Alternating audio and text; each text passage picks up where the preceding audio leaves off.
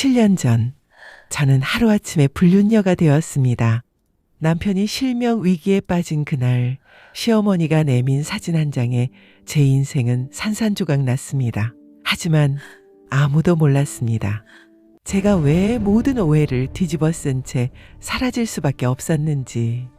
그때 제 머릿속엔 오직 한 사람밖에 없었습니다. 그의 눈만은 꼭 지켜야 한다. 그 선택이 제 인생을 완전히 어둠으로 몰아넣을 줄은 그때는 몰랐습니다.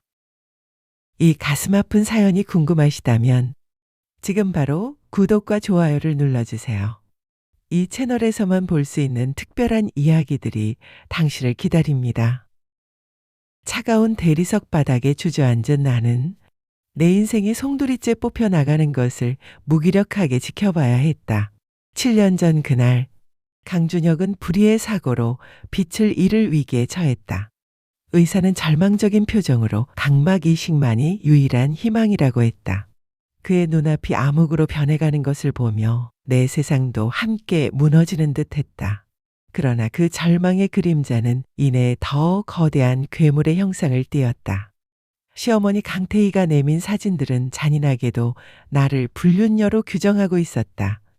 젊은 사업가 박성민과 다정하게 대화하는 모습, 카페에서 함께 웃는 모습, 일상적인 만남들이 교묘하게 편집되어 불륜의 증거로 둔갑해 있었다. 나는 믿을 수 없어 사진들을 멍하니 바라봤다. 그들은 완벽하게 조작된 그림이었다. 강준혁은 내게 등을 돌린 채 서 있었다. 그의 등은 마치 거대한 얼음벽처럼 차갑고 견고해 보였다. 서윤이, 너 정말 이럴 줄은 몰랐다. 그의 목소리는 감정을 잃은 칼날 같았다. 나는 변명하려 입을 열었지만 차마 한마디도 할 수 없었다. 내 입에서 무슨 말이 나오든 그에게는 변명으로 들릴 것이 뻔했다. 더욱이 이미 내 마음속은 오직 하나의 생각으로 가득 차 있었다.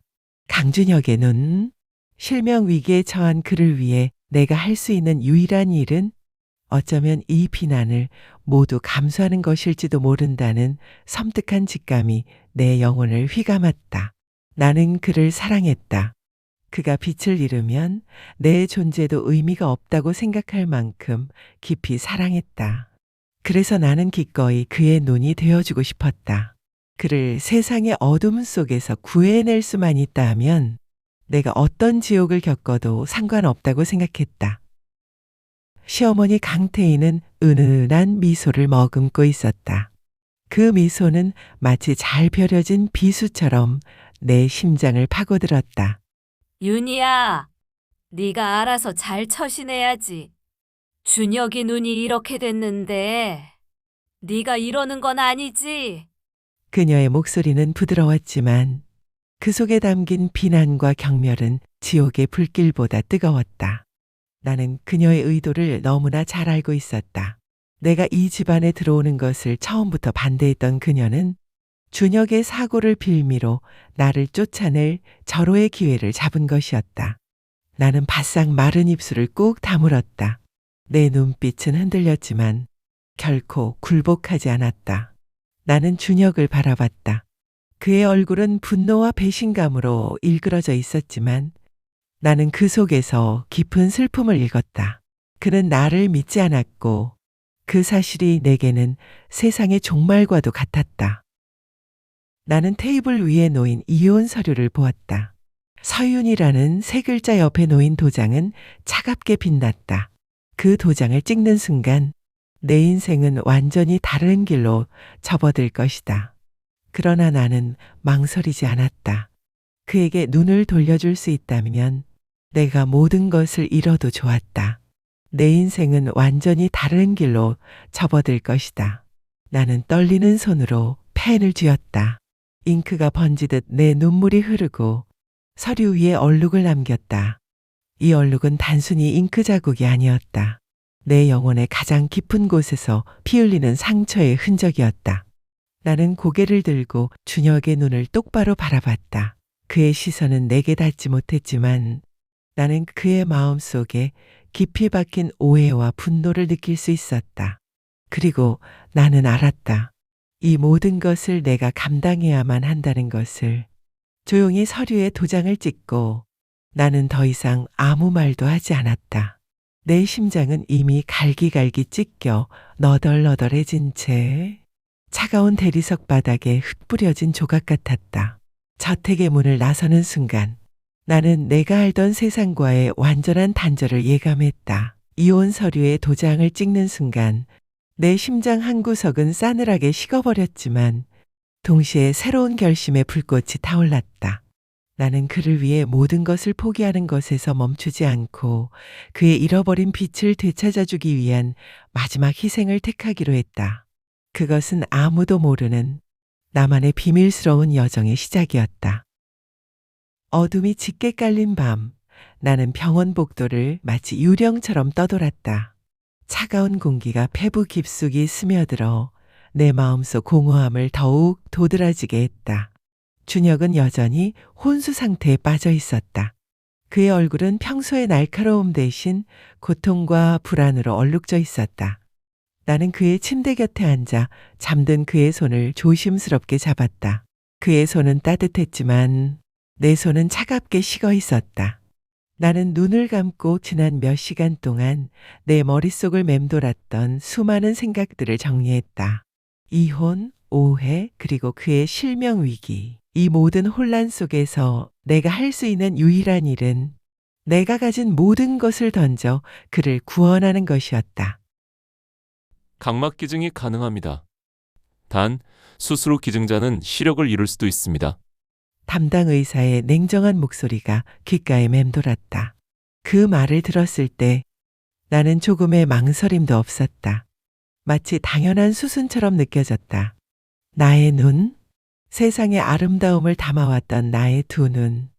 이제 그 눈이 사랑하는 사람에게 새로운 빛을 선물할 수 있다면 그보다 더 큰 기쁨이 있을까? 나는 고개를 끄덕였다. 의사는 놀란 표정으로 나를 바라봤다. 정말 괜찮으시겠습니까? 젊은 나이에 평생을 어둠 속에서 살아야 할 수도 있습니다. 그의 걱정 어린 시선이 내게 닿았지만 나는 흔들림이 없었다. 나의 세상은 이미 준혁이 사라진 순간부터 어둠 속에 갇혀 있었다. 육체적인 실명쯤은 아무것도 아니었다. 나는 비밀리에 수술을 진행해달라고 부탁했다. 강태희 시어머니의 눈을 피해 준혁에게도 내가 기증자라는 사실이 알려지지 않도록 모든 조치를 취했다. 나의 희생은 그에게 영원히 비밀로 남아야 했다. 그가 다시 빛을 보고 행복하게 살아갈 수 있다면 나는 그저 멀리서 그의 행복을 지켜보는 것만으로도 충분했다. 수술 전날 밤, 나는 창밖을 통해 마지막으로 세상을 눈에 담았다. 반짝이는 도시의 불빛, 고요히 흐르는 강물, 그리고 저 멀리 보이는 남산타워. 이 모든 풍경이 이제 내 기억 속에만 존재할 것이라고 생각하니 가슴 한편이 아려왔다. 그러나 후회는 없었다. 나의 선택은 오직 사랑에서 비롯된 것이었으니까. 수술실로 향하는 침대에 누워 천장을 바라봤다. 하얗고 차가운 조명들이 내 위로 쏟아져 내렸다. 마치 내 삶의 마지막 빛을 들이켜는 듯한 기분이었다. 나는 눈을 감았다. 사랑하는 준혁의 얼굴, 그의 미소, 그의 따뜻한 손길이 스쳐 지나갔다. 부디 그가 다시 세상의 빛을 보고 행복해지기를 나는 조용히 기도했다. 마취액이 혈관을 타고 퍼져나가면서 온몸의 감각이 서서히 무뎌졌다. 차가운 손끝부터 시작해 팔다리가 무거워지고 이내 의식마저 아득해졌다. 마지막으로 느껴진 것은 깊은 심연 속으로 빨려 들어가는 듯한 먹먹함이었다. 그렇게 나는 나의 모든 빛을 그에게 기꺼이 내어주었다. 나의 몸은 이제 어둠 속으로 가라앉기 시작했지만 내 영혼은 그를 향한 사랑으로 환하게 빛나고 있었다. 수술을 마친 후 내 세상은 칠흑 같은 어둠에 잠겼다. 나는 더 이상 서윤이가 아니었다. 이제 나는 이름 없는 존재가 되어 이 모든 비극과 고통으로부터 완전히 도망치기로 결심했다. 깊은 산속 암자, 그곳이 나의 새로운 보금자리가 될 것이었다. 흐릿한 의식이 돌아왔을 때 나는 눈을 뜰 수 없었다. 아니, 눈을 뜨는 것이 무의미했다. 세상은 온통 검은색이었다. 심장이 쿵 하고 떨어지는 것 같았다. 차가운 불안감이 온몸을 휘감았지만 나는 이내 숨을 고르며 마음을 다잡았다. 내가 선택한 길이었다. 후회는 없었다. 그저 앞을 보지 못한다는 사실이 낯설고 두려웠을 뿐이다. 그러나 이 어둠 속에서 나는 비로소 진정한 자유를 느꼈다. 강준혁의 아내라는 이름, 재벌가의 며느리라는 굴레, 불륜녀라는 낙인, 이 모든 족쇄로부터 해방된 것이다. 나는 이제 아무것도 보지 못하고 아무것도 소유하지 않은 그저 하나의 인간 서윤이었다. 아니, 서윤이조차도 아니었다. 과거는 모두 지워야 했다. 나는 병원을 나섰다. 맹인이 된 몸으로 홀로 걸어야 하는 길은 아득하고 위험했다. 지팡이의 의지에 한 걸음 한 걸음 내디딜 때마다 온몸에 감각이 곤두섰다. 발밑에 작은 돌멩이 하나, 바람에 스치는 나뭇잎 소리 하나에도 온 신경이 집중되었다. 세상은 소리와 촉각, 그리고 후각으로 재구성되었다. 택시를 타고 내가 향한 곳은 깊은 산속의 작은 암자였다. 도시의 소란과 인간의 욕망으로부터 멀리 떨어진 곳, 그곳에서 나는 나 자신을 완전히 지우고 싶었다. 암자로 가는 굽이진 산길은 흙냄새와 풀냄새, 그리고 이슬 맺힌 숲의 싱그러운 향으로 가득했다. 나의 새로운 세상은 이렇게 시작되고 있었다. 암자에 도착했을 때 나는 법당 문 앞에서 한참을 서 있었다. 나무 문에서 느껴지는 거친 질감, 오래된 세월의 흔적이 손끝으로 전해졌다. 문 너머에서 들려오는 독경 소리는 마치 나의 혼란스러운 마음을 위로하듯 잔잔하게 울려 퍼졌다. 나는 주저없이 문을 열었다. 그리고 그곳에서 법륜 스님을 만났다. 인자한 미소를 머금은 법륜 스님은 나의 사연을 모두 들으시고는 고개를 끄덕이셨다. 욕심을 비우고 인연을 받아들이면 마음의 평화가 찾아올 것입니다. 스님의 목소리는 마치 잔잔한 호수에 돌을 던지듯 내 마음의 파동을 일으켰다. 나는 스님의 손을 잡고 그렇게 암자에 머물게 되었다. 이제 나의 일상은 완전히 달라졌다. 아침 일찍 일어나 차가운 새벽 공기를 마시며 좌선에 들고 스님을 따라 불경을 외우며 마음을 닦았다. 나는 나의 이름 대신 정각정각이라는 법명을 받았다. 깨끗한 깨달음, 나의 어둠 속에서 진정한 빛을 찾으라는 의미 같았다. 나는 세상의 소리에 귀 기울였다. 새들의 지저귐, 바람소리, 계곡물 흐르는 소리, 모든 것이 새롭게 느껴졌다. 앞을 보지 못하는 불편함은 곧 나를 겸허하게 만들었다. 나의 손은 이제 불경을 읽는 촉각에 익숙해졌고 나의 귀는 세상의 미세한 소리들을 구분해냈다. 과거의 화려했던 생활은 모두 잊혔다. 나는 이제 그저 한 명의 맹인 스님이었다. 그러나 역설적이게도 어둠 속에서 나는 비로소 나 자신을 온전히 마주할 수 있었다. 내 마음속에 남아있는 준혁을 향한 사랑, 그리고 그를 위한 나의 희생. 이 모든 것이 이제는 나의 수행의 일부가 되었다. 나는 매일 밤 그를 위해 기도했다. 그가 나의 빛으로 세상의 아름다움을 만끽하며 행복하게 살아가기를, 나의 어둠은 그의 빛이 되기를. 그렇게 7년의 세월이 흘러갔다. 7년의 세월이 흘렀다. 나는 더 이상 서윤이가 아니었다. 칠흑 같은 어둠 속에서 나는 맹인 스님이 되어 모든 것을 비우고 살았다. 그러나 세상 어딘가 내가 잃어버린 빛을 가진 그는 어떤 삶을 살고 있을까? 이따금씩 내 마음은 그를 향해 아련한 질문을 던지곤 했다. 나는 매일 새벽 동자승이 울리는 목탁 소리에 잠을 깬다. 차가운 새벽 공기가 피부를 스치고 지나갈 때 나는 어김없이 좌선에 든다. 어둠 속에서 나의 내면을 깊이 들여다보는 시간이다. 7년이라는 시간은 모든 것을 바꿔놓았다. 나는 이제 앞을 보지 못하는 것에 익숙해졌고 나의 다른 감각들은 더욱 예민해졌다. 멀리서 들려오는 새들의 노랫소리, 바람에 흔들리는 나뭇가지 소리, 숲속을 흐르는 계곡물 소리, 이 모든 것이 나에게는 세상의 언어였다.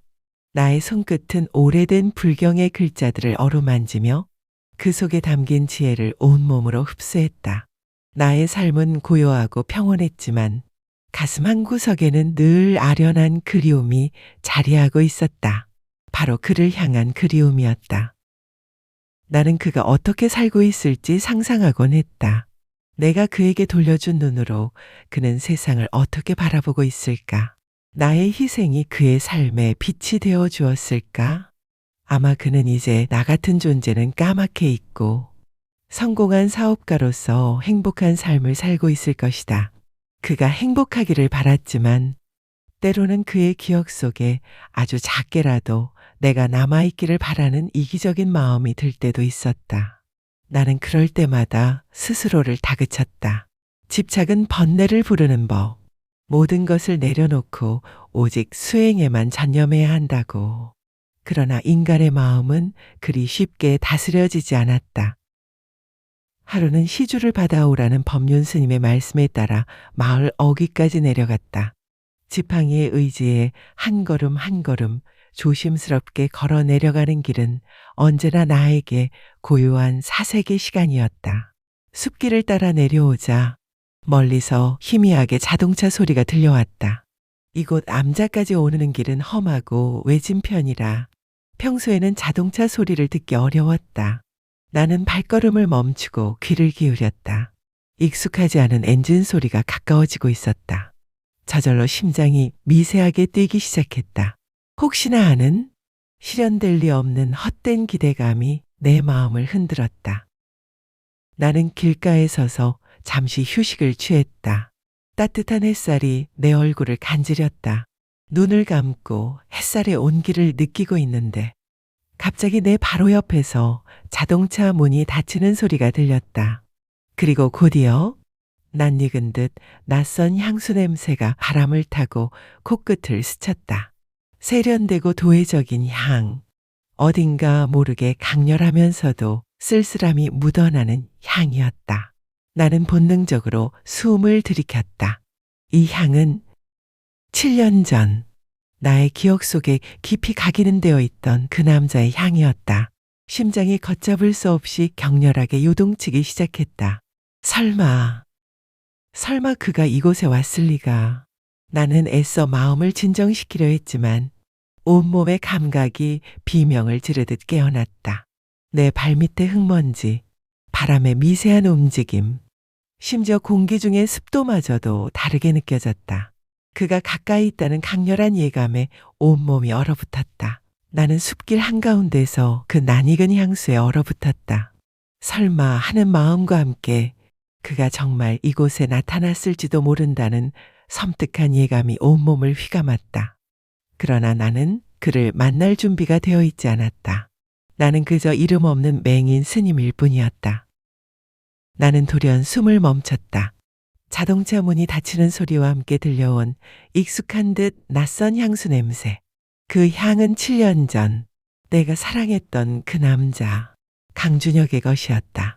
심장이 귀청이 터질 듯 울렸다. 온몸의 세포 하나하나가 비명을 지르며 반응했다.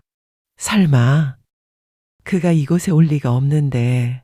그는 내가 사라진 후 나를 완전히 잊었을 터인데. 나는 애써 이 모든 감각들을 부정하려 했지만 나의 예민해진 감각은 그가 매우 가까이에 있음을 강하게 알리고 있었다. 나는 지팡이를 쥔 손에 힘을 주었다. 마치 지팡이가 내 유일한 보호막이라도 되는 양. 곧이어 그의 발자국 소리가 들렸다. 단단하고 절도 있는 구두 소리. 나의 기억 속에 깊이 각인된 그 발자국 소리였다. 그는 나를 스쳐 지나갔다. 나는 온몸의 근육을 긴장시키고 숨소리마저 죽였다. 내 심장이 너무 크게 뛰어서 그의 귀에도 들릴까봐 두려웠다. 그가 나를 알아보면 어쩌지? 맹인이 된 나의 모습을 보면 무슨 생각을 할까? 나는 과거의 초라한 아내가 아닌 비로소 자유를 찾은 맹인 스님으로서 그를 만나고 싶지 않았다. 아니, 사실은 그를 영원히 만나고 싶지 않았다. 그에게 내가 살아있다는 사실조차 알려주고 싶지 않았다. 그의 발자국 소리가 조금 멀어지는가 싶더니 이내 멈춰섰다. 그리고 그의 목소리가 들렸다. 여기에 스님이 있습니까? 그의 목소리는 7년 전보다 훨씬 낮고 단단해져 있었다. 성공한 사업가의 단단함과 동시에 가슴 한구석에 숨겨진 듯한 쓸쓸함이 묻어나는 목소리였다. 나는 본능적으로 고개를 숙였다. 나의 법복과 맹인의 지팡이가 그가 나를 알아보지 못하도록 가려주기를 바랐다. 나는 조심스럽게 그러나 분명하게 대답했다. 네, 무슨 일로 찾아오셨습니까? 나의 목소리는 최대한 감정을 배제하려고 노력했다. 내가 맹인이 된 후 나의 목소리는 이전보다 더 차분하고 낮아졌다. 그는 잠시 침묵했다. 아마 나의 모습과 목소리에서 아무런 연관성도 찾지 못했을 것이다. 다행이었다. 나는 내내 기도했다. 제발 그가 나를 알아보지 못하게 해달라고. 이 모든 희생이 헛되지 않도록 해달라고. 그저 쉬어가려고 합니다. 이 암자가 고요하고 좋다고 해서요.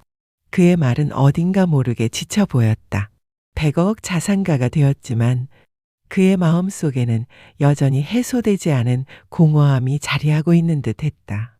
나는 그에게 법당의 위치를 안내하고는 다시 발걸음을 옮기려 했다. 그가 이곳에 잠시 머무는 동안 나는 그와 마주치지 않도록 조심해야 했다. 그러나 나의 마음은 이미 요동치고 있었다. 그는 나의 빛으로 세상을 보고 있었다. 그리고 나는 그의 바로 옆에서 어둠 속에 서 있었다. 이 아이러니한 운명의 장난에 나는 또다시 가슴을 쥐어뜯는 아픔을 느껴야 했다. 내가 숨쉬는 공기마저도 그와 공유하고 있다는 사실이 나를 질식시킬 것 같았다. 그의 목소리는 내 귓가를 떠나지 않았다. 나는 불안한 마음을 진정시키려 애썼지만 그가 암자에 머무는 동안 나는 결코 평온할 수 없을 것 같았다. 나의 존재가 그에게 알려지는 것을 막기 위해 나는 필사적으로 숨어야 했다. 그러나 운명은 잔인하게도 나를 그에게 다시 이끌고 있었다. 그의 발자국 소리가 법당 안으로 사라지고 나서야 나는 겨우 안도의 한숨을 내쉬었다. 그러나 심장은 여전히 미친 듯이 뛰고 있었다. 온몸에 신경이 곤두선 채 나는 그가 언제 다시 나올지 모른다는 생각에 불안에 떨었다. 나는 서둘러 암자의 뒤편, 내가 주로 머무는 작은 방으로 향했다. 그 방은 세상과 완전히 단절된 나만의 공간이었다. 그 안에서 나는 숨을 고르고 차가운 물로 세수하며 흐트러진 마음을 다잡으려 했다. 그가 왜 이곳에 왔을까? 수많은 질문들이 머릿속을 스쳤다. 우연일까? 아니면 혹시 나를 찾으러 온 것일까? 아니, 그럴 리 없다. 그는 내가 불륜을 저지르고 자신을 버렸다고 믿고 있었다. 내가 맹인이 되어 산속 암자에 숨어 살 것이라고는 상상조차 하지 못할 것이다.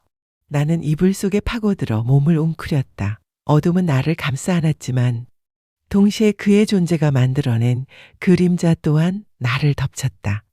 이 어둠 속에서 나는 안전하다고 믿었지만 그의 등장으로 나의 평온함은 산산조각 났다. 며칠 동안 나는 그를 피해 다녔다. 식사 시간에도 나는 일부러 늦게 가거나 스님께 양해를 구해 혼자 식사를 해결했다. 나는 그와 마주칠까봐 두려웠다. 나의 초라한 모습, 맹인이 된 나의 얼굴이 그에게 충격과 혼란을 안겨줄까봐 걱정했다.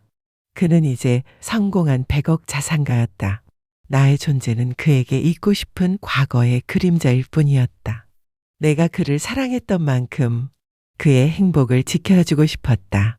내가 사라짐으로써 그가 더 나은 삶을 살 수 있기를 바랐던 나의 간절한 소망이 이대로 지켜지기를 바랐다.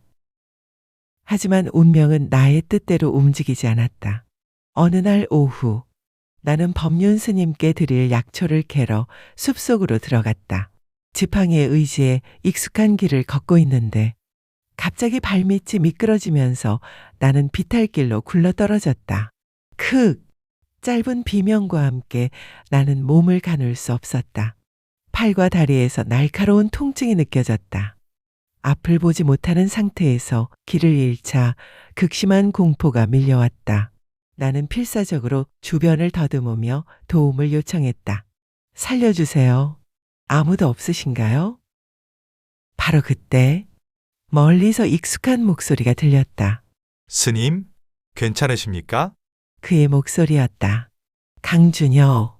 나는 몸을 얼어붙은 듯 굳혔다. 그가 나를 발견했다. 가장 만나고 싶지 않았던 순간에 가장 초라하고 약한 모습으로 그와 마주하게 된 것이다. 그는 성큼성큼 다가와 내 이름을 부르지 않고 조심스럽게 내 몸을 부축했다. 그의 손길은 7년 전처럼 여전히 따뜻했다. 그의 손이 내 팔에 닿는 순간 나는 억누르고 있던 감정들이 한꺼번에 폭발할 것 같았다. 눈물이 쏟아지려는 것을 필사적으로 참았다. 나는 애써 아무렇지 않은 척 그의 손을 뿌리쳤다. 저는 괜찮습니다. 제가 알아서 갈 수 있습니다. 떨리는 목소리가 내 의지와는 다르게 흘러나왔다. 그는 나의 어색한 반응에 의아해하는 듯했다. 나의 심장은 혼란과 절망으로 가득 찼다. 그는 내게 손을 내밀었지만 나는 그 손을 잡을 수 없었다. 그의 따뜻한 온기가 나의 가면을 벗겨낼까봐 두려웠다. 나는 그에게서 필사적으로 벗어나려 했지만 운명의 끈은 이미 우리를 다시 묶어놓고 있었다. 그날 밤 나는 법륜 스님에게 모든 것을 털어놓았다. 저는 괜찮습니다. 떨리는 목소리로 겨우 말했다. 나는 그의 도움을 거절하고 싶었다. 내가 맹인 스님이라는 사실만으로도 충격일 텐데 내가 그의 전처라는 사실까지 알게 되면 그는 어떤 반응을 보일까? 그의 혼란스러운 표정을 마주할 자신이 없었다. 그러나 그는 완강했다. 스님, 혼자서는 위험합니다. 제가 부축해드리겠습니다. 그의 손이 다시 내 팔을 감쌌다. 그의 체온이 옷 위로 스며들어 내 피부에 닿았다. 7년 만에 다시 느껴보는 그의 온기였다. 온몸에 전율이 흘렀다. 나는 애써 표정을 감추고 그의 부축을 받으며 비탈길을 힘겹게 올라섰다. 암자로 돌아오는 길은 침묵으로 가득했다. 그는 묵묵히 내 옆을 지켰고 나는 그의 존재를 의식하며 모든 감각을 곤두세웠다. 길가의 작은 돌멩이 하나도 내게는 거대한 장애물처럼 느껴졌다. 그의 발자국 소리, 그의 숨소리, 그의 존재감, 이 모든 것이 나를 짓눌렀다. 나는 고개를 숙인 채 그의 시선이 내게 닿지 않기를 바랐다. 암자마당에 도착했을 때 나는 허둥지둥 그에게서 떨어져 법당으로 향했다. 저는 이만 가보겠습니다. 최대한 정중하게 말했지만 나의 목소리는 여전히 떨리고 있었다. 그날 밤 나는 잠을 이룰 수 없었다. 그의 따뜻한 손길, 그의 낮은 목소리, 그리고 그의 향수 냄새가 끊임없이 나를 괴롭혔다. 나는 고통 속에서 뒤척였다. 내가 그에게 각막을 기증했다는 사실, 그리고 내가 맹인 스님이 되어 숨어 살고 있다는 사실, 이 모든 것이 그에게 알려지는 것을 원치 않았다. 나는 그저 그가 행복하기를 바랐을 뿐이었다. 그러나 그가 암자에 머무는 동안 나의 평온은 완전히 깨져버렸다. 다음 날 새벽, 나는 법륜 스님을 찾아갔다. 어둠 속에서 스님의 얼굴은 평소보다 더 깊은 주름이 져 보였다. 나는 조용히 스님 앞에 무릎을 꿇고 앉았다. 스님, 제가 더 이상 이곳에 머물 수 없을 것 같습니다. 나의 목소리는 떨렸다. 스님은 나의 손을 잡으셨다. 스님의 손은 따뜻하고 부드러웠다. 정가가 무슨 일이더냐? 마음이 흔들리는 것이냐? 스님은 나의 모든 것을 꿰뚫어 보는 듯한 눈빛으로 나를 바라보셨다. 나는 결국 모든 것을 털어놓았다. 강준혁과의 과거, 나의 희생, 그리고 내가 맹인이 된 사연까지 나의 이야기가 스님의 귓가에 조용히 울려 퍼졌다. 나의 눈에서는 뜨거운 눈물이 흘러내렸다. 7년 동안 억눌렀던 모든 감정이 터져 나오는 듯 했다. 스님은 나의 이야기를 말없이 듣고 계셨다. 한참의 침묵 끝에 스님이 입을 여셨다. 정가가 너의 희생은 숭고하다. 그러나 진실은 언젠가 밝혀져야 하는 법. 그리고 강준혁 보살님은 어쩌면 그 진실을 알 준비가 되었을지도 모른다. 스님의 말씀은 나의 마음을 뒤흔들었다. 진실을 밝혀야 한다니. 나는 고개를 저었다. 안 됩니다. 스님, 그에게는 제가 죽은 사람으로 남아있는 것이 좋습니다. 스님은 고요한 미소를 지으셨다. 회피한다고 해서 인연이 끊어지는 것은 아니다. 오히려 더 깊은 번뇌를 부를 뿐이다. 나는 스님의 말씀에 반박할 수 없었다. 나의 마음은 혼란 그 자체였다. 이 모든 운명의 장난은 과연 어디로 향하고 있는 것일까? 나는 눈을 감았다. 어둠 속에서 나는 더욱 깊은 절망감을 느꼈다. 법륜 스님께 모든 진실을 털어놓은 후 나는 깊은 절망감에 휩싸였다. 그러나 스님은 나의 운명을 외면하지 않으셨다. 오히려 그분은 강준혁을 찾아가 진실을 밝힐 준비를 하고 계셨다. 내가 피하고 싶었던 진실이 이제 그의 눈앞에 펼쳐질 시간이 다가오고 있었다. 스님의 말씀은 내 마음속에 묵직하게 내려앉았다. 진실은 언젠가 밝혀져야 하는 법. 나는 그 말을 애써 외면하려 했지만 스님의 깊은 눈빛은 나에게 회피할 기회를 주지 않았다. 스님은 내가 자리를 비운 사이 강준혁을 법당으로 부르셨다.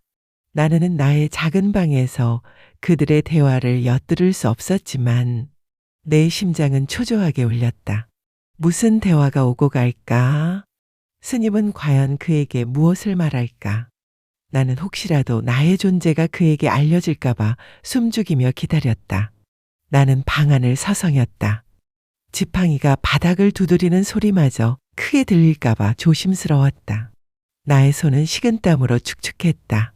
온몸의 감각이 극도로 예민해져 멀리서 들려오는 미세한 소리 하나하나에도 집중했다. 밖에서는 새들이 지저귀고 바람이 나뭇가지를 흔들었다. 그러나 내게는 그 어떤 소리도 들리지 않았다. 오직 불안과 초조함만이 내 마음을 가득 채웠다. 혹시라도 그가 내 방으로 찾아오면 어쩌지? 나는 문을 걸어 잠그고 이불 속에 몸을 웅크렸다. 마치 어둠 속에 숨으면 모든 것이 해결될 것이라는 어리석은 믿음이라도 있는 듯이. 한참의 시간이 흐른 뒤 나는 희미하게 대화가 끝났음을 짐작했다. 그의 발자국 소리가 다시 법당 밖으로 향했다. 그리고 스님의 발자국 소리가 나의 방문 앞으로 다가왔다. 정가가 잠깐 나오너라. 스님의 목소리는 평소와 다름없이 차분했다. 나는 천천히 문을 열었다. 스님은 내 손을 잡고 법당으로 이끄셨다. 법당 안은 향냄새로 가득했다. 내가 늘 수행하던 그 장소였다. 스님은 내 옆에 앉으시고는 조용히 말씀하셨다. 강준혁 보살님께 몇 가지를 전해주었다. 나는 아무 말도 할 수 없었다. 내 입술은 바싹 말라붙었다. 그에게 낡은 수술 확인서와 네가 7년 전 남긴 편지를 건네주었다.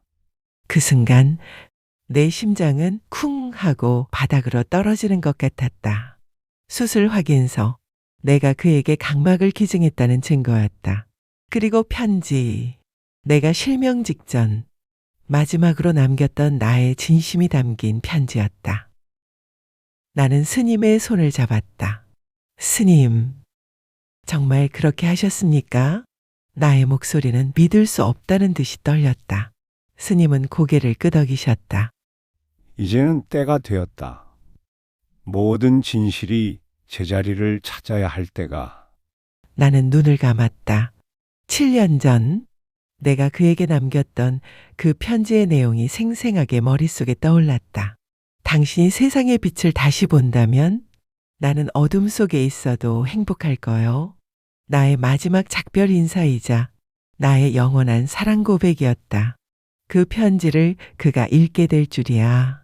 나의 모든 비밀이, 나의 모든 희생이 이제 그의 눈앞에 펼쳐지게 될 것이었다. 나는 두려웠다. 그가 이 모든 진실을 감당할 수 있을까? 그리고 나는 그 진실 앞에서 어떤 모습으로 서게 될까?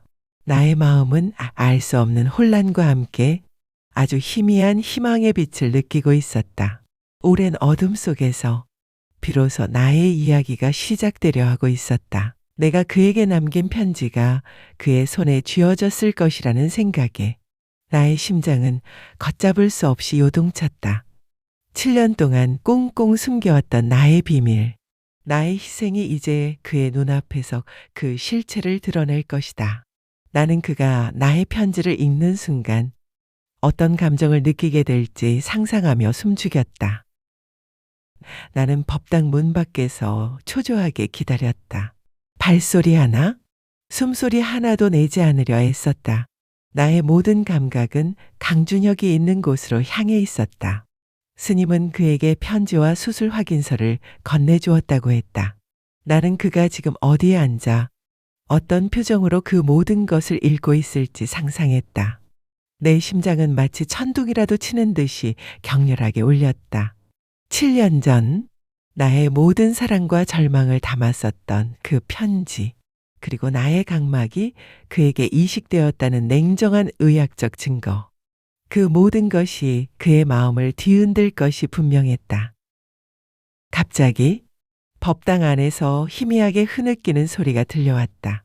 처음에는 바람 소리인가 싶었지만 이내 그것이 사람의 울음소리임을 깨달았다. 낮고 굵은 고통으로 가득 찬 남자의 울음소리였다. 나는 온몸이 얼어붙었다. 그 울음소리는 다름 아닌 강준혁의 것이었다. 나는 주저앉았다. 나의 두 손으로 입을 틀어막았다. 그가 울고 있었다. 나의 희생과 진실을 깨닫고 그는 지금 오열하고 있는 것이었다. 그의 울음소리는 나의 귓가를 때렸고 나의 심장을 찢어 놓았다. 마치 7년 전 내가 홀로 흘렸던 피눈물을 이제 그가 대신 흘리고 있는 것 같았다. 나는 눈을 감았다. 어둠 속에서도 그의 얼굴이 선명하게 떠올랐다.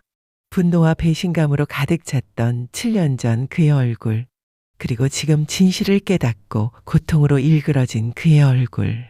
그 모든 고통은 내가 감수해야 할 몫이었다. 그러나 나는 그가 이토록 아파하는 것을 원치 않았다. 나는 그저 그가 행복하기를 바랐을 뿐이었다.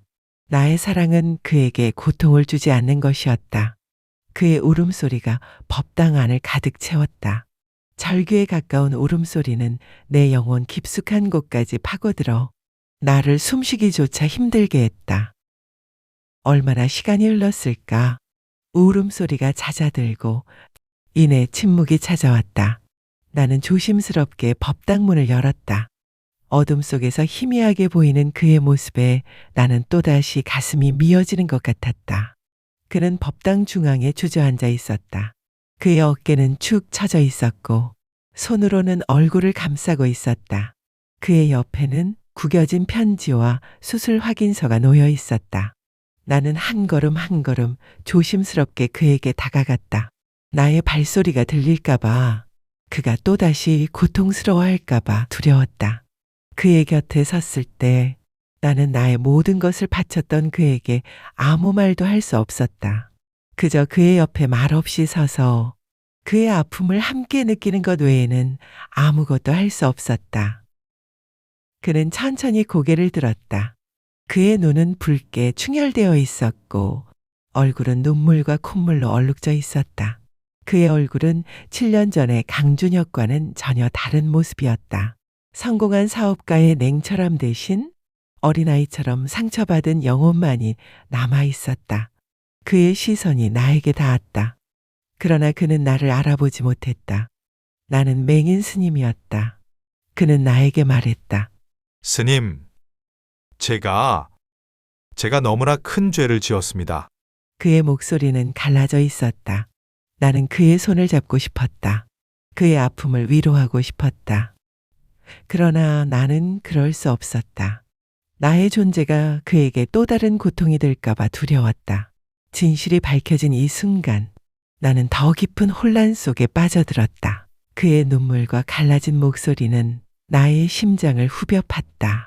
내가 그를 위해 선택한 어둠이 이제 그에게 빛이 아닌 고통으로 되돌아왔다는 사실에 나는 절망했다. 그러나 나는 이제 더 이상 숨어 있을 수 없었다. 운명의 거대한 흐름 앞에서 나는 새로운 결단을 내려야 했다. 나는 그의 곁에 말없이 서 있었다. 그의 울음소리는 잦아들었지만 그의 영혼에서 느껴지는 고통은 여전히 맹렬했다.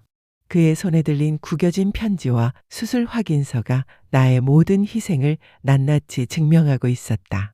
나는 그의 어깨를 감싸 안고 싶었지만 차마 그럴 수 없었다. 내가 그의 옆에 서 있는 한 그는 영원히 죄책감에 시달릴 것이 분명했다. 나의 침묵은 그에게 용서가 아닌 더 큰 고통을 안겨줄 뿐이었다. 이 모든 것이 나의 잘못인가? 그의 눈을 되찾아주고 싶었던 나의 순수한 사랑이 결국 그에게 이토록 거대한 아픔을 주게 될 줄이야. 나는 심장이 찢어지는 고통을 느꼈다. 그는 천천히 자리에서 일어났다. 그의 몸은 비틀거렸지만 그의 눈빛은 맹렬하게 빛나고 있었다. 그 빛은 슬픔과 후회, 그리고 어딘가 모르게 깊은 결의로 가득 차 있었다. 그는 나를 스쳐 지나 법륜 스님이 계신 곳으로 향했다. 나는 그의 뒷모습을 말없이 바라봤다. 이제 그는 더 이상 과거의 나약한 남자가 아니었다. 그는 진실을 마주했고 그 진실 앞에서 새로운 길을 찾으려 하고 있었다. 법륜 스님은 준혁에게 조용히 말씀하셨다. 보살님, 모든 것은 인연의 실타래입니다. 얽힌 실타래를 풀려면 용기와 지혜가 필요합니다. 준혁은 스님 앞에 무릎을 꿇고 앉았다. 그의 목소리는 여전히 갈라져 있었지만 단단함이 느껴졌다. 스님, 제가 윤희에게 용서를 구하고 싶습니다. 그리고 이 모든 것을 되돌리고 싶습니다. 그의 고백은 나의 귓가에 울려 퍼졌다. 나의 심장이 다시 요동쳤다. 그가 나를 언급했다. 내가 윤이라는 사실을 아직 모르는 상태에서 그는 이미 내 이름을 부르고 있었다. 그의 말은 내 마음속에 묻어두었던 희망의 씨앗을 다시 싹 틔우는 듯 했다. 나는 그가 나를 잊고 행복하게 살아가기를 바랐지만 동시에 그의 진정한 행복은 진실을 마주하는 것에서 시작될 것이라는 것을 깨달았다. 나는 더 이상 어둠 속에 숨어 있을 수 없었다. 나의 운명은 이제 그의 운명과 다시 얽히기 시작했다. 나는 한 걸음 한 걸음 조심스럽게 그에게 다가갔다. 나의 지팡이가 바닥을 두드리는 소리가 어둠 속에서 울려 퍼졌다. 준혁 씨, 나의 목소리가 겨우 흘러나왔다. 그의 몸이 굳었다. 그는 천천히 고개를 돌려 나를 바라봤다. 그의 눈은 충혈되어 있었지만 그 속에는 놀라움과 함께 깊은 깨달음의 빛이 서려 있었다. 그는 여전히 내가 맹인 스님이라고 생각했지만 나의 목소리에서 7년 전의 윤희를 느끼는 듯 했다. 그는 천천히 손을 뻗어 나의 얼굴을 만지려 했다. 나는 그의 따뜻한 손길을 피하지 않았다. 그의 손끝이 나의 뺨에 닿았다. 따뜻하고 부드러운 그의 손길은 7년 동안 내가 느껴보지 못했던 감각이었다. 그의 눈은 흔들렸고 그는 떨리는 목소리로 내 이름을 불렀다. 윤희야, 설마 당신이 그의 목소리는 믿을 수 없다는 듯이 떨렸다. 그의 손이 내 뺨에 닿자 나는 온몸에 전율이 흘렀다. 7년 만에 다시 느껴보는 그의 손길이었다. 그의 손끝에서 전해지는 따뜻한 온기가 나의 메마른 가슴을 파고들었고 나는 나도 모르게 그의 손을 부여잡았다. 그의 손은 거칠어졌지만 여전히 내가 기억하는 그의 손이었다. 내 심장은 갈기갈기 찢어지는 듯 아팠다. 그가 비로소 진실을 깨달았음을 그의 떨리는 숨소리와 격렬한 심장 박동에서 느낄 수 있었다. 그의 눈앞에 서서 나는 그의 빛이 되려 했던 나의 희생이 그에게 얼마나 큰 고통으로 다가갈지 가늠조차 할 수 없었다. 그의 얼굴은 눈물과 경악으로 뒤범벅되어 있었고 그의 눈은 깊은 슬픔과 함께 나를 향한 죄책감으로 가득 차 있었다. 나는 아무 말도 할 수 없었다. 내 목은 메마르고 심장은 너무나 격렬하게 뛰어 말을 할 기력조차 없었다. 그저 그의 손을 붙잡고 그의 아픔을 나의 온몸으로 받아들이는 것 외에는 아무것도 할 수 없었다. 그의 손은 내 얼굴을 천천히 더듬었다. 나의 낯선 얼굴, 맹인이 된 나의 얼굴을 그의 손끝이 섬세하게 기억하려는 듯 했다. 그의 손끝이 나의 감은 눈꺼풀에 닿았을 때 그는 짧은 비명을 지르듯 숨을 들이켰다. 나의 잃어버린 시력이 그에게 어떤 의미로 다가왔을까? 나는 그의 손에서 전해지는 미세한 떨림을 느꼈다. 그 떨림은 마치 그의 영혼이 산산조각 나는 듯한 고통을 표현하는 것 같았다. 윤희야, 내가 정말 미안하다. 감히 너에게 이런 짓을, 내가 어찌 내 눈을, 내가 어찌 내 얼굴을, 내가 어찌 내 삶을. 그의 목소리는 더 이상 견딜 수 없다는 듯이 터져나왔다. 그는 나의 어깨를 부여잡고 흐느끼기 시작했다. 그의 뜨거운 눈물이 나의 어깨를 적셨다. 그 눈물은 7년 전 내가 홀로 흘렸던 피눈물과 겹쳐졌다. 나는 그를 위로해야 할지 아니면 그의 고통을 함께해야 할지 알 수 없었다. 나의 모든 희생이 결국 그에게 이토록 거대한 절망을 안겨주게 될 줄이야. 나는 그의 등줄기를 토닥이며 그의 슬픔을 나누었다. 나의 손끝에서 느껴지는 그의 굳건한 등은 7년 동안 얼마나 많은 짐을 짊어졌을지 짐작하게 했다. 그의 슬픔은 나의 슬픔이 되었고 그의 고통은 나의 고통이 되었다.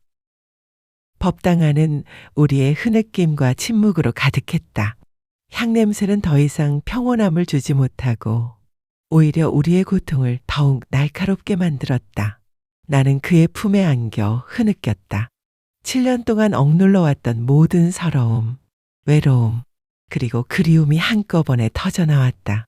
나의 어둠 속에서 나는 언제나 그를 그리워했다. 그가 나의 빛으로 세상의 아름다움을 만끽하기를 바랐지만 동시에 그의 품에 안겨 그의 온기를 느끼고 싶었다. 이제 그 소망이 현실이 되었지만 그 현실은 너무나 고통스러웠다. 그는 나의 얼굴을 자신의 손으로 감싸고 뜨거운 눈물을 흘리며 말했다. 나는 내가 불륜을 저지르고 나를 버렸다고 믿었다. 내가 얼마나 어리석었는지. 내 눈으로도 진실을 보지 못했다니. 차라리 내가 영원히 맹인으로 남았어야 했는데. 그의 자책은 나를 더욱 아프게 했다. 나는 그의 입술에 손가락을 대며 그의 말을 막았다. 아니에요. 준혁 씨 잘못이 아니에요. 그 모든 것은 당신 어머니의 계략이었어요. 나의 목소리는 갈라져 있었지만 그의 귀에는 나의 진심이 전달된 듯 했다. 그는 나를 품에 꼭 안았다. 7년 만에 다시 느껴보는 그의 품은 여전히 내가 사랑했던 그 따뜻함으로 가득했다. 나의 어둠은 그의 품에서 비로소 안식을 찾았다. 하지만 이 평화는 너무나 위태로웠다.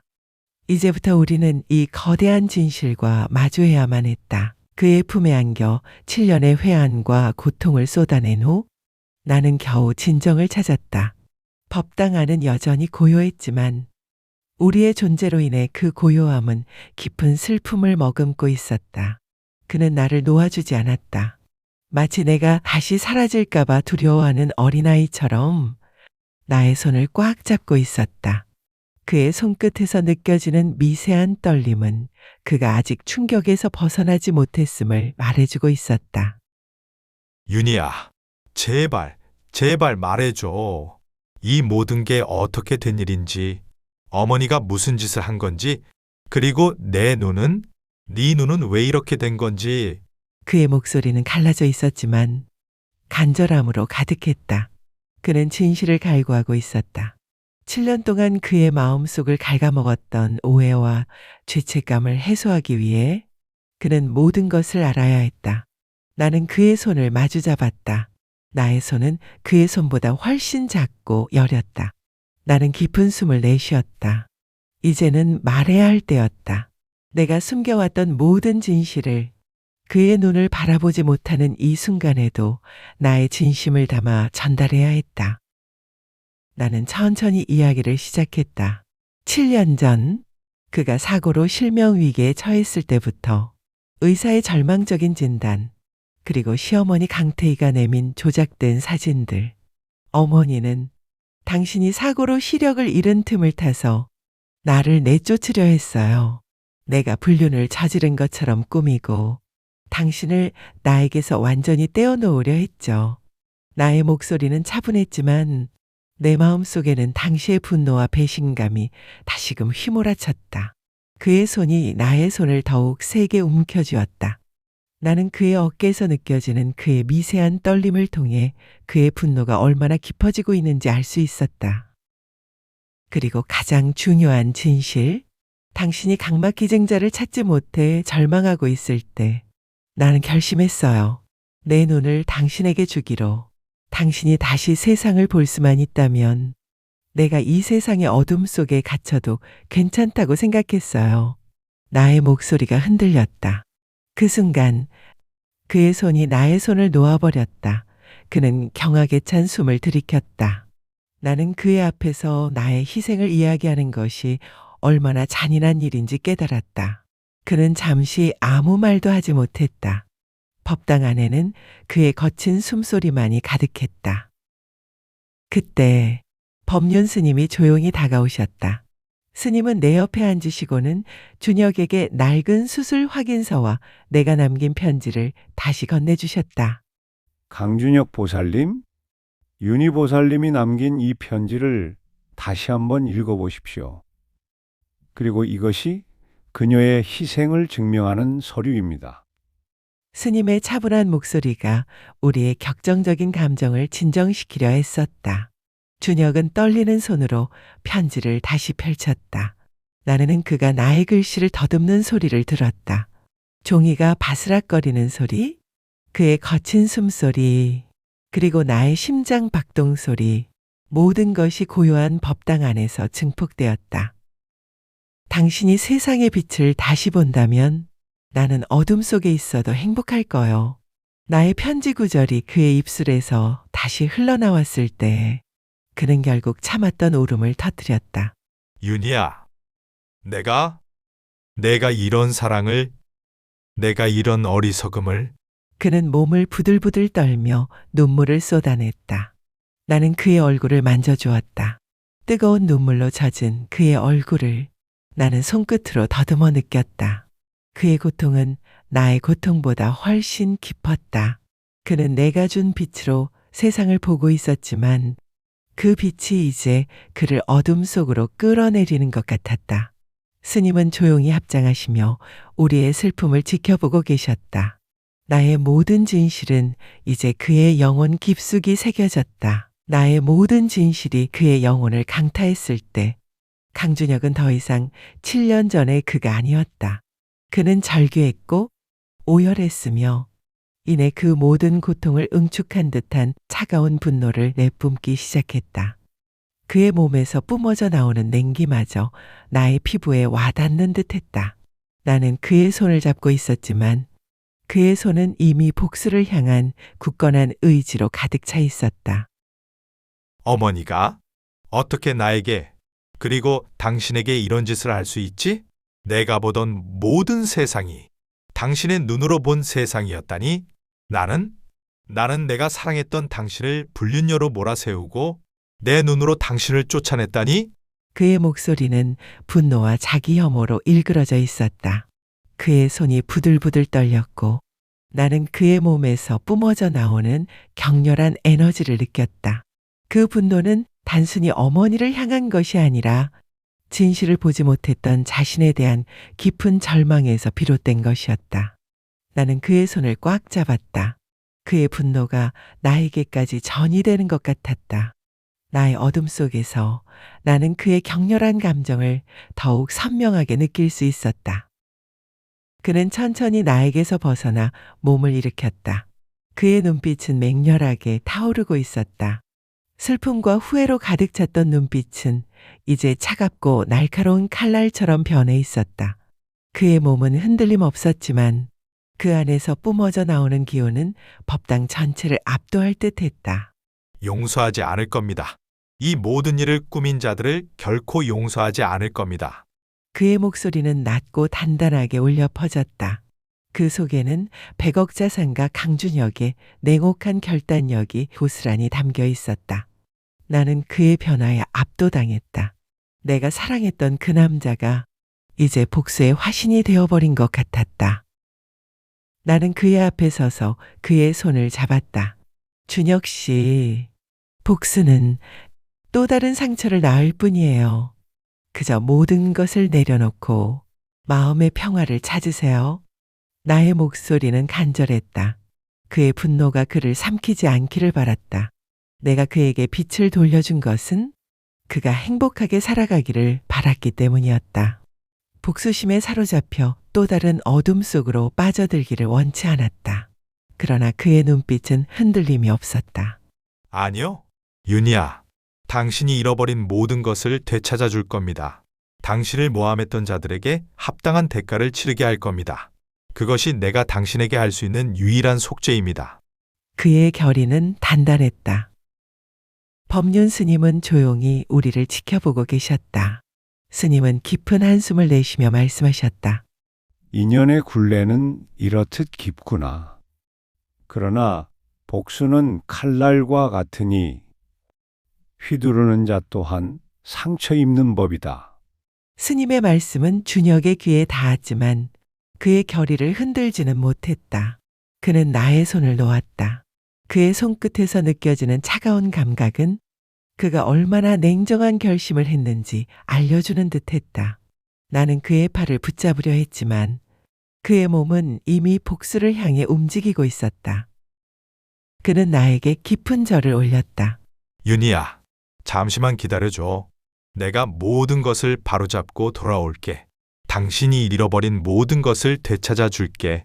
그의 목소리는 떨렸지만 그 속에는 진심과 함께 내가 거부할 수 없는 단단함이 담겨 있었다. 나는 그의 뒷모습을 말없이 바라봤다. 법당 문을 나서는 그의 발걸음은 굳건했고 그의 뒷모습은 거대한 그림자를 드리웠다. 나의 어둠 속에서 나는 그의 거대한 분노와 결의를 느낄 수 있었다. 내가 그에게 돌려준 빛이 이제 그를 복수의 길로 이끌고 있었다. 나의 마음은 불안과 함께 알 수 없는 희망의 씨앗을 품기 시작했다. 그의 복수가 과연 우리에게 어떤 미래를 가져다 줄까? 강준혁의 굳건한 뒷모습이 법당 문 밖으로 사라지자 나는 온몸에서 힘이 쭉 빠지는 것을 느꼈다. 그의 존재가 법당을 가득 채웠던 것처럼 그가 떠난 자리는 거대한 공허함으로 남았다.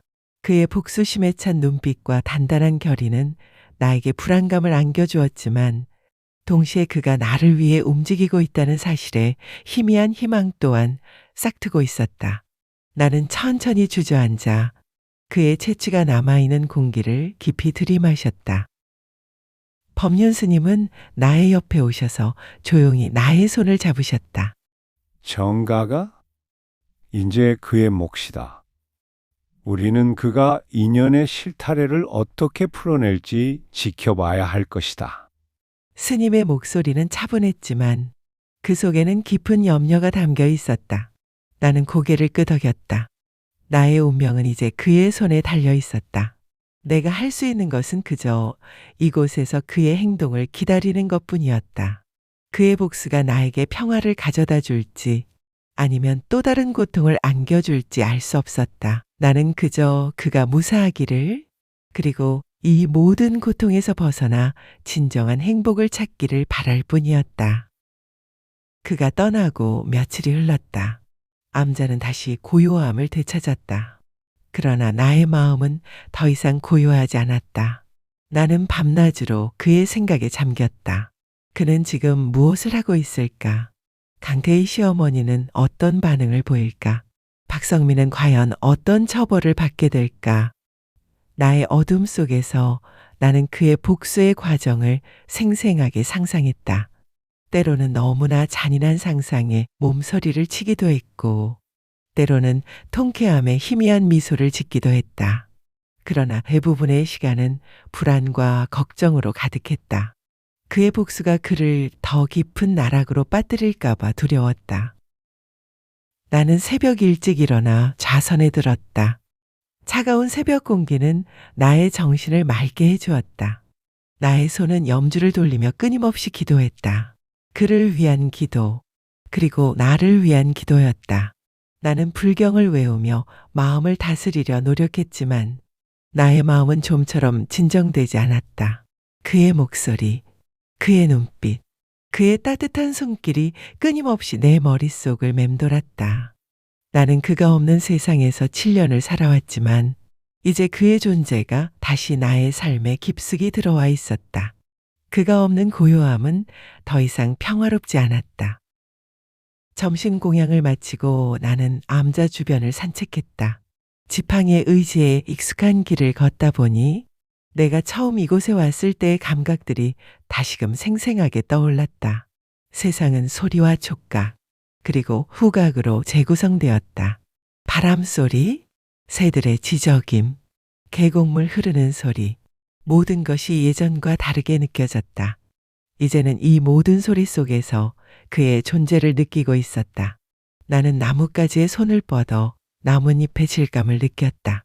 푸르고 생기 넘치는 잎사귀는 나의 차가운 손끝에 따뜻한 온기를 전해주었다. 그의 복수가 끝나면 과연 우리는 어떤 모습으로 다시 만나게 될까? 이 모든 고통과 희생이 결국 우리에게 진정한 행복을 가져다 줄 수 있을까? 나의 마음은 끊임없이 질문을 던졌다. 숲속 깊은 곳에서 들려오는 희미한 바람 소리는 마치 나의 불안한 마음을 위로하는 듯 했다. 나는 나의 어둠 속에서 그의 빛이 돌아오기를 간절히 바랐다. 며칠 후 법륜 스님께서 나에게 조심스럽게 소식을 전해주셨다. 스님의 목소리는 평소보다 더 낮고 침착했지만 나는 그 속에서 비장함을 느낄 수 있었다. 정가가? 강준혁 보살님이 움직이기 시작했다. 나의 심장이 쿵 하고 내려앉았다. 그가 마침내 복수를 시작한 것이다. 나의 어둠 속에서 나는 그의 분노에 찬 목소리와 시어머니의 비명소리가 귓가에 들리는 듯 했다.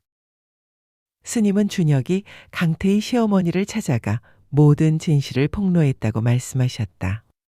준혁 보살님이 7년 전 조작된 증거와 윤희 보살님의 희생에 대한 모든 증거를 제시하자 강태희 보살님은 처음에는 극구 부인하며 분노했다고 한다. 하지만 준혁 보살님의 단호함과 증거 앞에서 결국은 무릎을 꿇었다고 하는구나.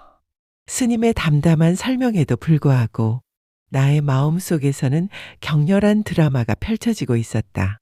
나는 눈앞에서 준혁이 시어머니에게 진실을 밝히는 모습을 생생하게 그렸다. 그의 차갑고 날카로운 눈빛, 그의 목소리에서 뿜어져 나오는 분노, 그리고 시어머니 강태희의 얼굴에 피어나는 경악과 절망. 그 모든 장면이 나의 어둠 속에서 선명하게 재생되었다. 강태희 보살님은 준혁 보살님에게 재산 상속에서 제외되었을 뿐만 아니라 그간 저질렀던 불법적인 행위들까지 모두 밝혀져 법적 처벌을 받게 될 위기에 놓였다고 하는구나. 스님의 말씀에 나는 순간적으로 숨을 들이켰다. 그녀의 몰락은 너무나 통쾌했지만 동시에 그녀 또한 한 남자의 어머니다. 과연 이 모든 것이 정당한 것일까? 나의 마음은 복수심과 연민 사이에서 갈등했다. 그녀는 나에게 헤아릴 수 없는 상처를 주었지만 그녀 또한 아들을 잃을 위기에 처한 어머니였다. 인간의 욕망이 얼마나 잔인한 결과를 초래하는지 다시금 깨닫게 되었다. 나는 법당 문을 열고 마당으로 나섰다. 차가운 겨울바람이 나의 뺨을 스쳤다. 바람 소리 속에서 나는 강태희 시어머니의 울부짖음과 준혁의 냉정한 목소리를 들었다. 그 모든 상상 속의 소리들이 나의 마음을 더욱 혼란스럽게 만들었다. 7년 전 나를 불륜녀로 몰아세웠던 그녀의 냉정한 얼굴이 떠올랐다. 그녀의 눈빛에는 증오와 경멸이 가득했다. 이제 그 눈빛은 절망과 후회로 가득 차 있을 것이다. 과연 그녀는 자신의 잘못을 진정으로 뉘우칠까? 스님은 나의 옆에 서서 말씀하셨다. 강준혁 보살님은 더 이상 7년 전의 나약한 남자가 아니다. 그는 진실을 마주했고 그 진실 앞에서 용기 있는 선택을 했다. 그러나 그 또한 고통스러울 것이다. 어머니의 몰락을 지켜보는 아들의 마음은 얼마나 찢어질까? 스님의 말씀은 나의 마음을 울렸다. 준혁이 복수를 통해 얻는 것은 통쾌함뿐만이 아닐 것이다. 그는 사랑하는 어머니를 잃는 고통 또한 감수해야 할 것이다. 나는 그의 고통을 감히 상상조차 할 수 없었다. 나의 희생이 결국 그에게 또 다른 고통을 안겨준 것 같아 가슴이 미어졌다. 나는 하늘을 올려다보았다. 어둠 속에서도 나는 먹구름이 잔뜩 낀 하늘을 느낄 수 있었다. 마치 하늘마저도 우리의 운명에 함께 슬퍼하는 듯했다. 나는 나의 손을 모아 기도했다. 강준혁이 그의 복수의 칼날에 스스로 상처 입지 않기를, 그리고 이 모든 고통의 끝에 그가 진정한 평화를 찾기를. 나의 어둠 속에서 나는 그의 고통을 함께 나누며 그의 복수의 여정이 무사히 끝나기를 간절히 바랐다. 이 모든 소식은 나에게 엄청난 충격과 함께 새로운 깨달음을 안겨주었다. 강태희 시어머니의 몰락 소식은 내 마음속에 복잡한 감정을 불러일으켰다. 그리고 얼마 지나지 않아 법륜 스님은 또 다른 소식을 전해주셨다. 이번에는 나를 모함했던 박성민과 그 외 모든 관련자들에 대한 소식이었다. 스님의 목소리는 여전히 차분했지만 나는 그 속에서 준혁의 냉혹한 결단력을 느낄 수 있었다. 강준혁 보살님이 박성민을 비롯하여 그간 윤희 보살님을 모함했던 모든 이들을 찾아내 그들의 죄를 낱낱이 밝히고 책임을 물었다고 하는구나. 그들은 이제 사업적, 사회적으로 모든 것을 잃고 큰 어려움을 겪게 될 것이라고 하더군. 스님의 말씀을 듣는 순간 나의 심장은 차갑게 식어버리는 듯 했다. 그들은 내가 불륜녀로 낙인 찍히고 삶의 모든 것을 잃게 만들었던 장본인들이었다.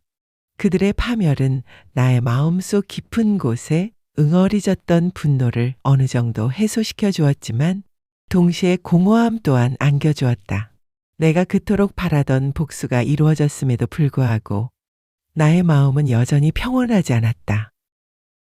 나는 고개를 숙였다. 나의 손끝에서 느껴지는 차가운 염주는 나의 혼란스러운 마음을 대변하는 듯했다. 이 모든 파멸이 과연 나에게 진정한 평화를 가져다 줄까? 나는 복수심이 아닌 그저 진실이 밝혀지고 내가 받았던 오해가 풀리기를 바랐을 뿐이었다. 그러나 준혁은 나를 위해, 나의 명예를 위해 이토록 잔인한 복수를 감행한 것이다. 나는 그의 깊은 사랑과 동시에 그의 아픔을 느낄 수 있었다. 그의 복수가 그에게 어떤 상처를 남길지 걱정되었다. 법륜 스님은 나의 옆에 앉아 나의 손을 잡으셨다. 정가가? 세상의 이치는 복잡하고 미묘하다. 모든 행위에는 결과가 따르는 법. 그들의 행위가 지금 그들에게 되돌아온 것이니 너무 번뇌하지 말아라. 스님의 온화한 목소리는 나의 불안한 마음을 진정시키려 했었다. 그러나 나의 마음 속에는 여전히 복수의 칼날에 스스로를 베는 듯한 아픔이 남아 있었다. 나는 내가 이 모든 것을 원했는지 아니면 그저 운명의 흐름에 맡겨진 것인지 알 수 없었다. 밤이 되자 나는 나의 작은 방으로 돌아왔다. 창밖에서는 차가운 바람이 불고 나뭇가지들이 서로 부딪히며 스산한 소리를 냈다. 어둠 속에서 나는 7년 전 내가 모든 것을 잃고 이 암자에 찾아왔을 때의 고통을 다시금 떠올렸다. 그 고통은 여전히 나의 영혼 깊숙한 곳에 상처로 남아 있었다. 이제 그 상처는 복수라는 이름으로 다시금 도려내지는 듯 했다. 과연 이 모든 것이 진정한 치유가 될 수 있을까? 나는 눈을 감았다. 나의 어둠 속에서 나는 박성민의 비굴한 얼굴과 그 외 모든 관련자들의 절망적인 얼굴을 보았다. 그들은 내가 겪었던 고통의 일부를 지금 자신들도 겪고 있는 것이다. 나는 그들을 용서해야 할지 아니면 그들의 파멸을 마땅히 여겨야 할지 알 수 없었다. 그러나 한 가지 분명한 것은 이 모든 과정이 나에게 진정한 평화를 가져다 주지 못하고 있다는 사실이었다. 나는 그저 준혁이 이 모든 복수의 굴레에서 벗어나 진정한 행복을 찾기를 바랐다. 나의 사랑은 그에게 고통이 아닌 평화를 주는 것이어야 했다. 그러나 한 가지 분명한 것은 강준혁의 복수가 끝났다는 소식은 나에게 미묘한 감정의 소용돌이를 안겨주었다. 통쾌함과 동시에 찾아오는 공허함, 그리고 그의 마음에 남았을 상처에 대한 깊은 연민. 그렇게 며칠이 더 흘렀을까? 나의 마음은 여전히 불안과 희망 사이를 오가고 있었다. 그러던 어느 날 오후, 나는 익숙한 발자국 소리와 함께 그가 다시 암자를 찾아왔음을 느꼈다. 그의 발걸음은 예전처럼 단단했지만 그 속에 담긴 에너지는 훨씬 더 깊고 차분해져 있었다. 나는 법당 문 앞에서 그를 기다렸다. 그의 발소리가 점점 가까워지고 이내 그의 익숙한 향수 냄새가 바람을 타고 코끝을 스쳤다. 이번에는 7년 전처럼 가슴이 찢어지는 고통이 아닌 알 수 없는 설렘과 함께 아련한 그리움이 밀려왔다. 나는 그의 그림자가 내 앞에 드리워지는 것을 느꼈다. 그가 나를 바라보고 있음을 그의 고요한 숨소리에서 알 수 있었다.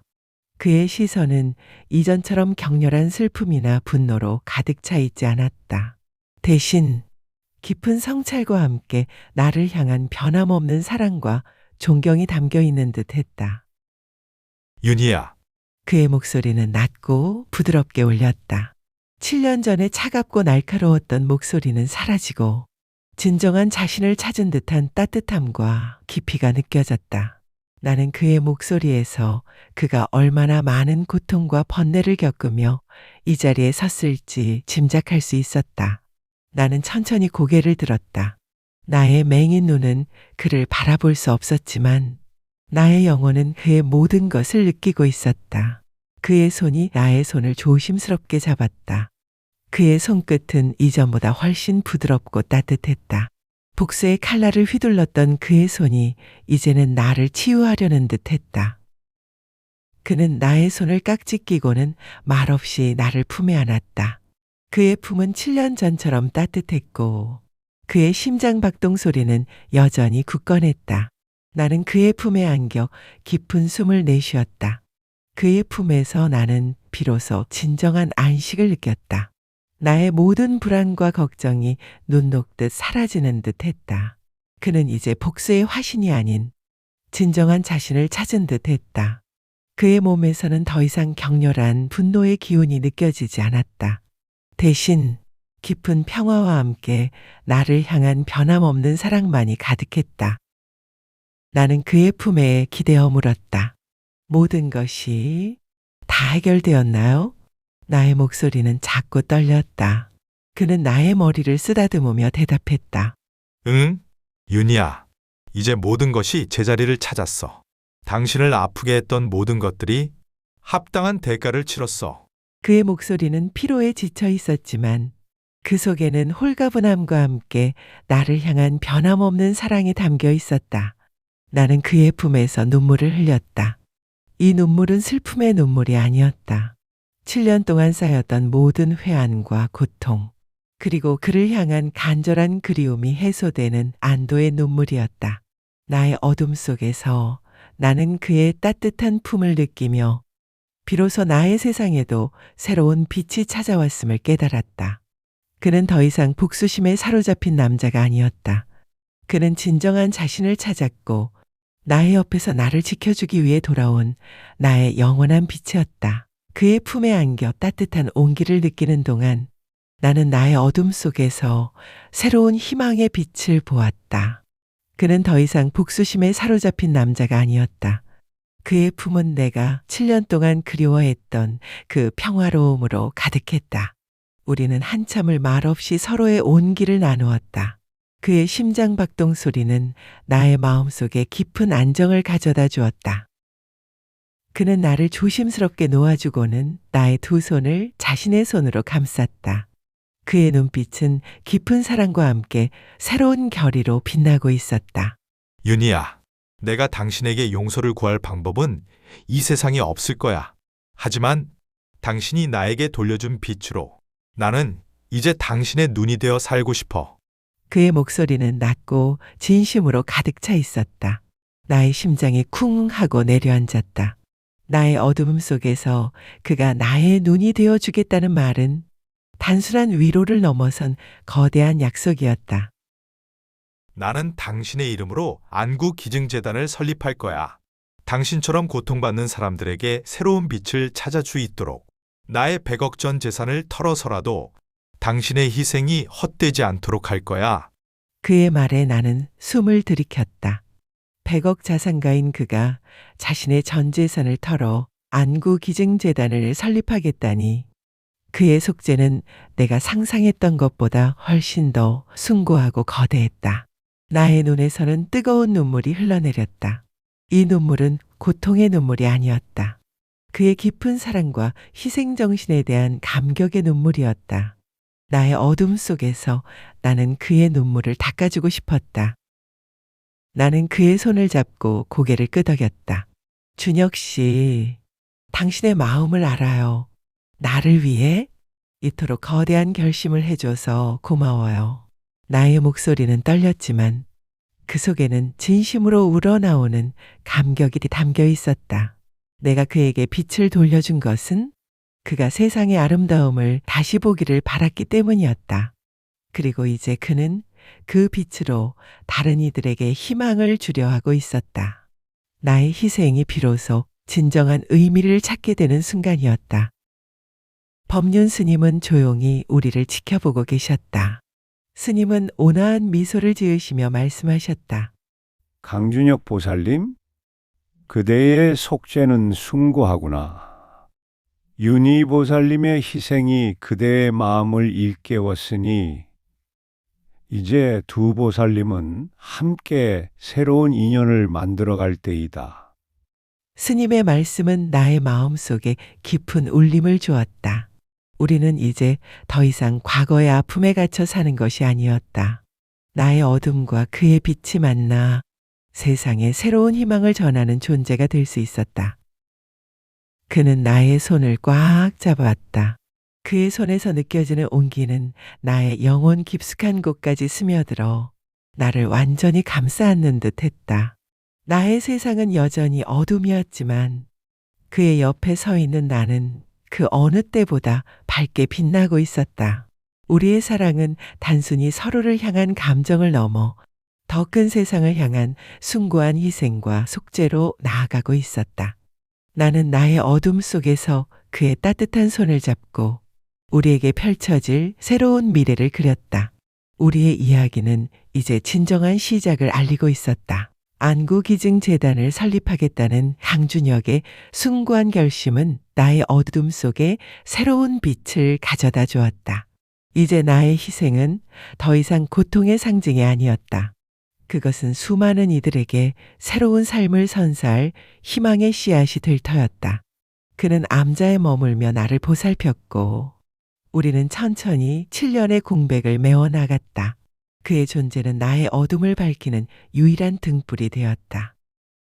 그는 매일 아침 나의 방으로 찾아와 나의 손을 잡고 산책을 권했다. 나의 지팡이는 이제 그의 굳건한 팔로 대체되었다. 그의 팔의 의지에 숲길을 걸을 때마다 나는 그의 따뜻한 온기와 함께 세상의 새로운 풍경을 느꼈다.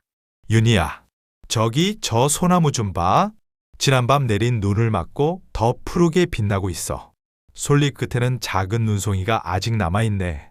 그의 목소리는 마치 나의 눈이 된 듯 세상의 모든 아름다움을 섬세하게 묘사해 주었다. 나는 그의 설명을 들으며 나의 어둠 속에서 그 풍경을 상상했다. 푸른 소나무, 반짝이는 눈송이, 그리고 차가운 겨울 공기. 그의 목소리를 통해 나는 세상을 다시 느끼고 있었다. 그는 내가 좋아하는 시집을 읽어주거나 세상의 소식들을 조곤조곤 들려주었다. 그의 목소리에는 항상 나를 향한 깊은 사랑과 애정이 담겨 있었다. 오늘은 아침부터 재단 설립을 위한 서류 작업을 했어. 당신의 이름으로 세상을 밝힐 재단이 곧 시작될 거야. 그의 말을 들을 때마다 나의 마음은 벅차올랐다. 나의 희생이 다른 이들에게 희망이 될 수 있다는 사실에 나는 한없는 감사를 느꼈다. 나는 그의 손을 잡고 미소 지었다. 나의 미소는 어둠 속에서도 가장 밝게 빛나고 있었다. 우리는 함께 공양을 준비하거나 법당에서 좌선에 들기도 했다. 그는 나의 옆에 앉아 나의 작은 움직임 하나하나를 살폈다. 내가 넘어질까? 다칠까 노심초사하는 그의 따뜻한 마음이 나의 어둠 속에서도 선명하게 느껴졌다. 그는 나의 손을 잡고 차가운 물에 씻어주거나 따뜻한 차를 내어주기도 했다. 그의 모든 행동 하나하나에서 나를 향한 깊은 속죄와 사랑이 느껴졌다. 7년 동안 쌓였던 모든 상처가 그의 따뜻한 보살핌 속에서 서서히 아물어가는 듯 했다. 어느 날 밤 나는 그의 품에 안겨 잠이 들었다. 그의 품은 7년 전처럼 따뜻하고 편안했다. 꿈속에서 나는 그의 눈으로 세상을 보았다. 푸른 하늘, 반짝이는 별들, 그리고 우리의 어린 시절 행복했던 모습들. 나의 어둠 속에서 나는 비로소 진정한 평화를 찾았다. 나는 그의 옆에 누워 그의 숨소리를 들었다. 그의 고른 숨소리는 나의 마음 속에 깊은 안정을 가져다 주었다. 그는 더 이상 과거의 오해와 복수에 사로잡힌 남자가 아니었다. 그는 나의 빛이 되어 주었고 나의 영원한 동반자가 되어 주었다. 나의 어둠 속에서 나는 우리의 새로운 관계를 느꼈다. 우리는 단순한 부부 이상의 존재였다. 서로의 아픔을 치유하고 서로의 빛이 되어주며 세상에 선한 영향력을 끼치는 숭고한 인연이었다. 나의 마음은 이제 더 이상 번뇌하지 않았다. 그저 그의 따뜻한 손을 잡고 그와 함께 걸어갈 새로운 삶을 기대할 뿐이었다. 나의 어둠은 그의 빛으로 인해 찬란하게 빛나고 있었다. 그의 따뜻한 손길과 변함없는 사랑 속에서 나는 7년의 어둠을 완전히 걷어내고 새로운 삶을 시작하고 있었다. 안구기증재단은 그의 헌신적인 노력으로 빠르게 설립되었고 나의 이름은 더 이상 불륜녀의 오명이 아닌 희망의 상징이 되었다.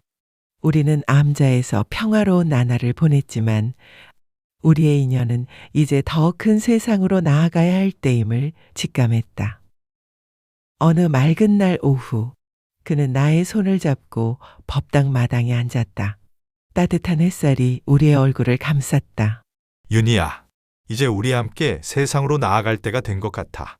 그의 목소리는 나직했지만 그 속에는 단단한 결의와 함께 나를 향한 깊은 배려가 담겨 있었다. 나는 그의 손을 꽉 잡았다. 나의 심장이 쿵 하고 내려앉았다. 암자의 평온함도 좋았지만 나는 그의 옆에서 더 큰 의미를 찾고 싶었다. 당신의 눈이 되어 세상을 보여주고 싶다고 했지? 이제 그 약속을 지키고 싶어. 재단 일도 함께하고 세상에 빛이 필요한 사람들을 함께 찾아가고 싶어. 그의 말은 나의 어둠 속에 새로운 비전을 제시했다. 나는 더 이상 숨어 지내는 맹인 스님이 아니었다. 나는 그의 빛이 되어 그의 눈이 되어 세상에 선한 영향력을 끼칠 수 있는 존재가 된 것이다. 나의 눈에서는 뜨거운 눈물이 흘러내렸다. 이 눈물은 기쁨과 감격, 그리고 새로운 시작에 대한 희망의 눈물이었다. 나는 그의 손을 마주잡고 고개를 끄덕였다. 네, 준혁 씨. 이제 당신의 눈으로 세상을 보여주세요. 그리고 나의 어둠 속에서 당신이 빛이 되어주세요. 우리 함께 새로운 삶을 시작해요. 나의 목소리는 떨렸지만 그 속에는 모든 것을 받아들이고 새로운 운명을 개척하려는 단단한 의지가 담겨 있었다. 그는 나의 손에 입을 맞추었다. 그의 따뜻한 입술이 나의 손에 닿았을 때 나는 온몸에 전율이 흘렀다. 이 순간 우리는 7년의 고통과 오해 그리고 희생을 넘어 비로소 완전한 하나가 되었다. 법륜 스님은 멀리서 우리를 지켜보시며 온화한 미소를 지으셨다. 스님의 미소는 우리의 새로운 시작을 축복하는 듯 했다. 우리는 함께 암자문을 나섰다. 그의 팔의 의지에 한 걸음 한 걸음 내디딜 때마다 나는 나의 어둠 속에서 새로운 세상을 느끼고 있었다. 그의 목소리, 그의 손길, 그의 존재가 나의 세상이 되었다. 우리는 더 이상 과거에 얽매이지 않았다. 그의 속죄와 나의 희생은 이제 희망의 씨앗이 되어 세상에 널리 퍼져나갈 것이었다. 차가운 바람이 우리의 뺨을 스쳤지만 나의 마음은 그 어느 때보다 따뜻했다. 나의 어둠은 그의 빛으로 인해 찬란하게 빛나고 있었고 우리의 사랑은 그 어떤 시련도 이겨낼 수 있을 만큼 견고해졌다. 나는 그의 옆에 서서 그의 따뜻한 손을 잡았다. 그의 손에서 느껴지는 온기는 나의 영혼 깊숙한 곳까지 스며들어 나를 완전히 감싸 안는 듯 했다. 나의 세상은 여전히 어둠이었지만 그의 옆에 서 있는 나는 그 어느 때보다 밝게 빛나고 있었다. 우리는 함께 새로운 희망을 품고 세상의 빛을 향해 힘찬 발걸음을 내디뎠다. 우리의 이야기는 이제 진정한 시작을 알리고 있었다.